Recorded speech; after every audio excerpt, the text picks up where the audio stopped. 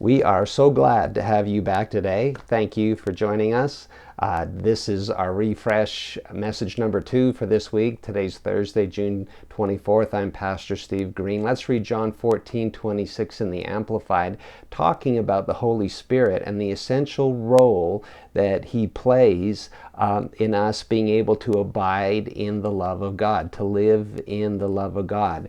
John 14:26, but the Comforter, who is, in the Amplified, who is also the counselor, the helper, the intercessor, the advocate, the strengthener, the standby, the Holy Spirit, whom the Father will send in my name, in my place, to represent me and act in my behalf. He will teach you all things, and He will cause you to recall. He will remind you of, bring to your remembrance everything that I've told you.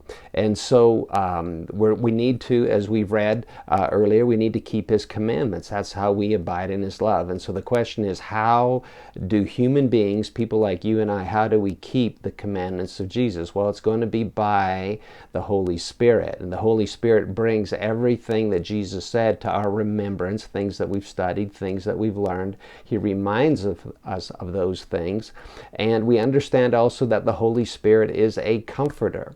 And so the purpose of His comfort in my life is that I would remember and do the things that Jesus said. The purpose of His counsel in my life is that I would remember and do the things that Jesus said. The purpose of His help, the purpose of His strength in my life is that I would remember with His help, that I would remember and do the things that Jesus said. And again, this is how I'm going to abide in His love. So this is also dwelling in the secret place of the Most High, which would be going about our day, conscious of the Holy Spirit within us, conscious of Him bringing to our remembrance the things that Jesus has said to us, and adjusting our actions and responses accordingly.